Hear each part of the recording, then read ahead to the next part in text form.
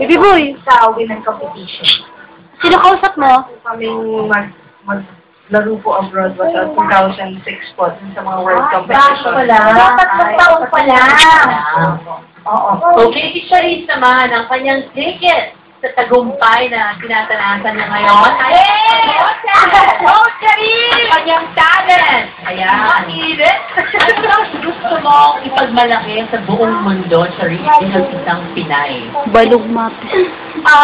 Kasi po, every time na napupunta ako sa ibang bansa, ito po yung lagi kong napapansin. Parang, minsan po, na-adapt na rin po ng mga kasama. Siyempre po, lagi ko po kasama mga foreigners. Parang, like sila, George Groban, sila Michael. Parang pag nakakasama sila ng adobo, sardinas ko actually siya.